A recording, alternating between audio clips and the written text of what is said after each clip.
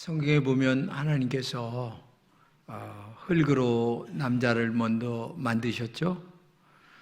그리고 이제 남자의 갈비뼈로 여자를 만드셨습니다. 그런 다음에 부부가 되게 하셨습니다. 그래서 이 부부라는 것은 하나님이 만드신 최초의 가정이에요. 그래서 이 부부가 하나가 되는 것은 너무너무 소중한 일입니다. 이 부부가 하나가 될 때에 사회를 아름답게 만들고 그리고 나라를 아름답게 만들어요. 근데 부부가 문제가 생기면 아이들도 불안하고 그리고 사회도 불안하게 되는 겁니다. 그래서 부부의 행복은 곧 이 사회의 아름다운 행복이다, 이렇게 보면 될 겁니다. 오늘 그래서 본 이야기인데요, 부부는 자동차 운전과 똑같다. 자동차가 시동을 걸고 목적지 갈 때까지 핸들을 잡고 한눈 팔면 큰일 난다는 겁니다. 마찬가지로 부부도 정말 결혼을 하고 나서 마지막 하나님 앞에 갈 때까지 남자나 여자나 한눈 팔다가는 큰일 난다는 겁니다. 밖에 아름다운 꽃이 있다고 그거 보다가 자동차가 헛군대로 가는 거예요. 그러면 큰일 나는 겁니다. 그래서 부부라고 하는 이 핸들을 꽉 잡고 마지막 하나님 나라 갈 때까지 한눈 팔지 말고 오직 남편, 오직 아내, 오직 가정만 바라보고 끝까지 달려갈 때에 행복한 가정이 될 줄로 믿습니다. 부부가 몇 천입니까? 무천이에요?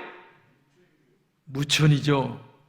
근데 묘한 것은 영천이고 무천인데 헤어지면 백천도 넘어요. 그렇기 때문에 헤어지지 않도록 무천으로 잘 살아야 된다는 얘기예요. 우리 교회 성도님하고 이제 커피숍에서 차를 마시는데, 목사님, 가정생활 보니까 별것 아니에요. 왜냐하면 남자 여자가 무천인데요, 이거 별것 아니에요. 그저 그냥 부부는요 우악이에요. 벗으면 끝나는 거예요. 벗어서 집어던지면 백천도 더 됩니다. 근데 자식은요 팔다리하고 같아가지고 자를 수도 없고 어떻게 할 수도 없고, 그러면서 부부 생활이 그렇게 중요하다는 것을 저에게 말씀하시는데, 이분이 이렇게 명언을 하시나? 제가 은혜를 받았어요 그때. 정말이죠. 무천이고 영천인데 벗으면 백천도 더 되는 게 부부예요. 그러니까 벗지 않도록 잘해야 된다는 거예요. 여러분 행복하게 잘 사시기를 축복합니다. 할렐루야. 그러면 어떻게 우리 부부가 행복하고 아름답게 살아갈 수 있을까? 오늘 크게 남편에 대하여 아내에 대하여 얘기하고 있습니다. 먼저 아내에 대하여 말하는데, 아내는 하나님 앞에서 단장을 잘해야 된다는 거예요.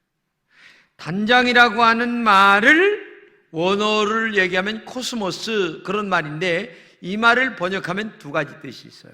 첫째는 뭐냐면 질서라는 말입니다. 부부의 단장은 남편과 아내가 질서를 잘 지켜야 된다는 거죠. 그렇죠? 남편이 위에고 아내가 아래다, 이런 걸 떠나서 한 가정에는 가장이 있고 그 다음에 아이들을 지도해야 되기 때문에 이런 그 질서가 분명해야 되는데, 어느 가정은 질서가 깨졌어요. 남편이 할 노릇을 제대로 못합니다. 돈도 안 벌어옵니다. 먹고만 놉니다. 매일 술만 잡수십니다. 그러면 권위가 떨어지는 거예요. 권위가 떨어지면 질서가 깨지기 시작하는 거예요. 그래서 남편은 남편의 질서를 지키기 위하여 자기가 할 일을 잘 감당하고, 그 다음에 아내는 남편을 가장으로서 존경하는 마음을 갖고 이 가정을 지켜갈 때에 이 아이들이 아버지를 두려움으로 섬기고, 그 다음에 아내를 남편은 사랑함으로 따뜻하게 안아줄 때에 그 가정이 행복한 가정이 아니겠어요?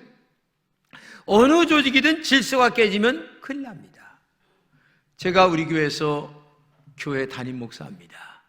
제가 잘나서가 아니라 우리 당회나 아니면은 장로님 권사님들이 부족한 저를 질서를 지키기 위하여 담임 목사로 잘 받들어 주니까 이 교회가 아름답고 행복하고 질서 있게 유지가 돼가는 것이지, 만약에 그게 안 된다면 교회도 잘못돼 갈 수 있는 거예요. 가정도 마찬가지입니다. 회사도 마찬가지입니다. 그렇기 때문에 어느 것이든 이 질서가 아름답게 서야 된다는 거, 그게 바르게 단장을 하는 것이다. 그래서 남편을 존중하고, 남편은 아내를 사랑하고, 자식은 부모님을 존경하고, 이런 질서가 바르게 서 있는 가정이라야 그 가정이 행복한 가정이다. 두 번째는 꾸미거나 장식을 말합니다. 본문을 같이 읽겠습니다. 시작. 너희의 단장은 머리를 꾸미고 금을 차고 아름다운 옷을 입은 외모로 하지 말고. 그러니까 이 단장이라고 하는 말은 꾸미는 것을 얘기하는데, 먼저 온유한 마음으로 꾸미라. 즉 내면의 세계를 온유한 마음, 온유라고 하는 말은 겸손하고 인정이 많은 마음을 얘기합니다. 그러니까 마음에 겸손하고 아름답고 순종할 줄 알고 그런 마음으로 우리 마음을 꾸며가야 된다는 얘기예요. 일전에 우리 장로님께서 저한테 밥을 먹으러 가자고 그랬어요. 맛있는 밥을 사주셔가지고 제가 밥을 먹는데 장로님한테 제가 그랬어요. 장로님은 장가를 잘 갔어. 그랬더니만 맞아요. 그러면서 하시는 말씀이, 제가 이렇게 30년이 가까이 사는데 한 번도 아내가 아니요 토단 적이 없다는 거예요. 그런데 가만히 있다가 보면요, 시간이 가면 아내가 내일 모레 글패 한 일주일 후에 가면은 이렇게 조목조목 따진다는 거야. 그러면은 자기가 할 말이 없다는 거야. 왜? 너무 옳은 소리래. 근데 지혜가 없는, 마음의 단장이 안 된 여인은 그 자리에서 들이받아 그냥. 그 자리에서 들이받으면 어떻게 되겠다는 거예요? 지혜가 없는 여자죠. 그래서 내가 장가 잘 갔다, 고마운 줄이나 알고 살아. 내가 고마운 줄이나 알고 삽니다. 그렇죠. 지혜 없는 사람은 그 자리에서 들이받아. 근데 나중에 남편을 항복받아내는 것은 지혜로운 여자의 모습 아니겠어요? 마음의 내면에 온유한 마음이 있다 보니까 그런 결과를 가져오지 않겠느냐. 그렇기 때문에 오늘도 정말 마음에 그러한 온유함이 있어야 된다. 비슷한 얘기지만은 두 번째는 안정한 심령을 가지라. 고요하고 평화로운 마음. 그러니까 분내는 마음, 화내는 마음, 이런 마음을 갖지 말고 아내들은 따뜻하고 온유한 마음을 가지라. 성경에 보게 되면 아브라함의 아들 이삭이 장가를 또 잘 갔어요. 그래가지고 이 아내와 함께 살아가는데 행복이 얼마나 넘치는지 그 이삭에 대한 문제가 성경에 전혀 기록되질 않아요. 왜? 너무 행복하니까. 아내가 순종하죠. 남편의 권위가 서죠. 질서가 유지가 되죠. 아내가 마음에 안정된 마음으로 가정을 이끕니다. 그러니까 문제가 생기질 않는 거예요. 그러기 위해서 여러분과 제가 정말 하나님 앞에 기도 많이 해야 됩니다. 성령에 의하여 내 마음이 안정을 찾고 분내지 아니하고, 그리고 남편을 존경하고 아내를 사랑하고 자녀에게 존경받는 아버지가 되어야 되는데, 이게 매일 술만 잡수고 오시네, 바람만 피우고 있네. 그러면 그 아버지를 누가 존경하겠어요? 그러면 권위가 안 쓰고 질서가 깨지게 되면 안 되는 거죠. 그렇기 때문에 아내들은 단장을 잘 해야 돼요. 질서의 단장을 지켜갈 줄 아는 사람, 그 다음에 내면의 세계에 정말 온유하고 따뜻한 인성을 갖고 살아가는 사람, 그래서 자녀들을 가르칠 때에도 그렇게 따뜻한 마음으로 정말 가르치는 그러한 우리 여러분 되시기를 진심으로 축복합니다. 두 번째는 남편들에게 하시는 말씀이 생명을 함께하는 남편의 기도가 막히지 말아야 된다, 이렇게 얘기합니다. 같이 7절 읽겠습니다. 시작. 남편들아, 이와 같이 지식을 따라 너희 아내와 동거하고 그를 더 연약한 그릇이요 또 생명의 은혜를 함께 이어받을 자로 귀히 여기라. 이는 너희 기도가 막히지 아니하게 하려 함이라. 여러분, 이 남편들이 기도가 막히지 않게 하려 한다라고 하는 말은 하나님과의 영적인 관계가 끊어진다든지 흐려지면 하나님의 축복이 흘러 들어오지 않기 때문에, 하나님의 축복이 계속 공급되기 위해서는 영적인 흐름이 흘러가는 축복의 통로가 남편으로부터 돼야 된다는 거죠. 그래서 기도가 막히지 않게 한다라고 하는 말은 영적인 축복이 흘러가는 가정이 되도록 남편은 그런 정말 가장으로서의 역할을 감당해야 된다. 근데 영적인 흐름이 언제 막히겠어요? 다른 게 없어요. 부부하고 한번 붙으면 에이 기분 나빠, 기도도 안 되고 교회도 가기 싫고 아무것도 안 돼. 그러니까 남편하고 아내하고 자주 붙는 사람들은 영적으로 흐려진 사람들이에요. 한번 여러분 자신을 생각해 보세요. 내가 내 남편하고 아내하고 자주 말싸움을 하고 그 다음에 부부관계가 악화되고 이런 관계로 유지가 된다면 그 가정은 행복한 가정이 못 되는 거예요. 왜? 영적인 관계가 지금 막히는 거야 지금. 이걸 여러분들 알아야 돼요. 그러면 기도가 막히지 않기 위해서는 남자가 뭘 해야 되느냐? 지식을 따라 아내와 동거하라, 이렇게 얘기합니다. 지식을 따라 아내와 동거하라고 하는 말은 아내가 어떤 사람인가를 알아야 된다는 거예요. 왜? 남자와 여자는 달라요. 틀린 게 아니라 하나님 만들 때에 남자는 목적 지향적인 성취 욕망적인 마음을 갖고 살도록 만들었어요. 그러나 여자는 달라요.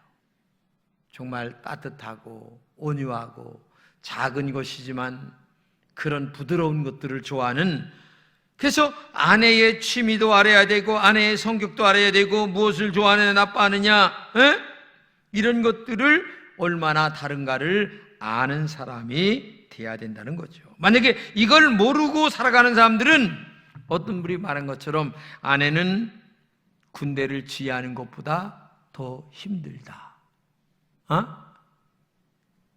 이렇게 생각이 들 수밖에 없는 거예요.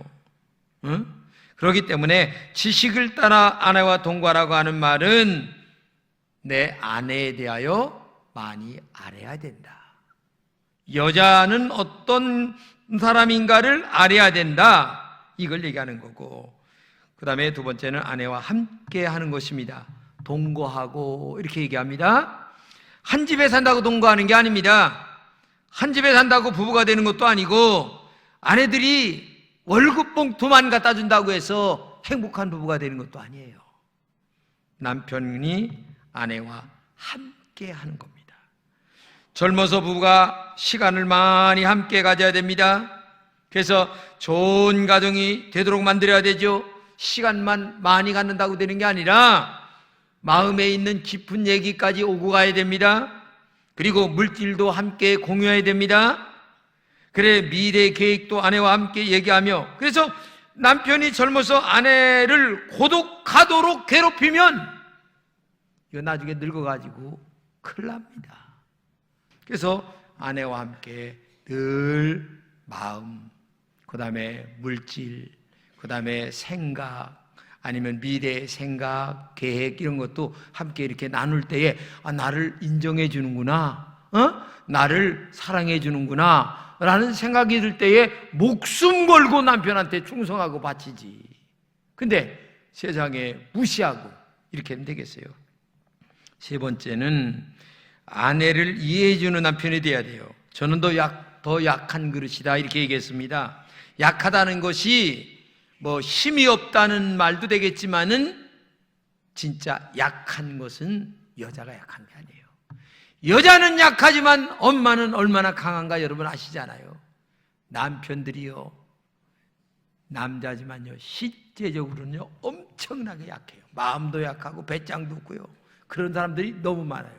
그런데 중요한 것은 여기서 이해해주고 사랑해주고 용서해주는 그런 남편이 돼야 되는 거예요.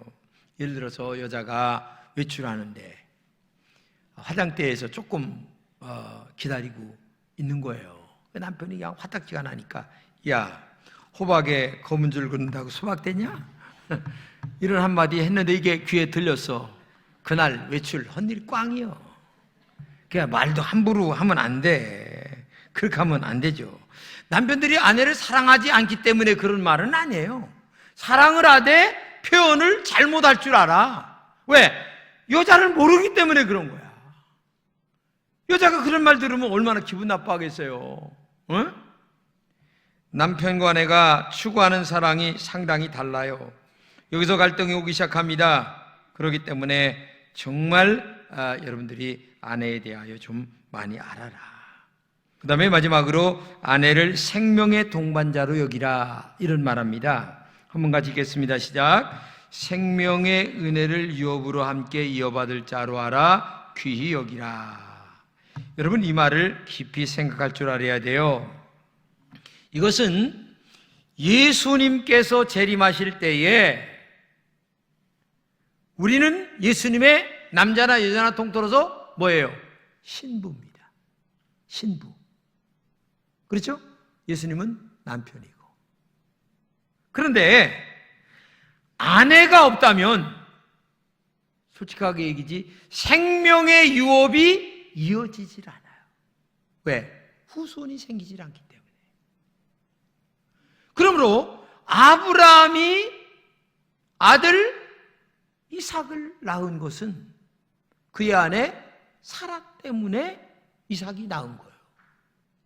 그 말은 다른 말로 얘기하면 아내 때문에 후손들이 생겨서 생명의 유업이 계속 이어져 가고 있다는 거야. 그러면 나 혼자 자식 만들 수도 없는 거고 하나님의 은혜 가운데 생명의 유업을 이어받을 자, 얼마나 아름다운 여인이냐 이 말이에요.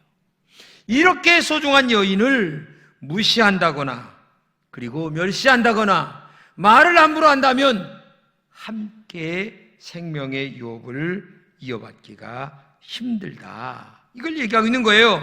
그래서 시편 128편 3절에 축복받은 남편들은 이렇게 얘기합니다.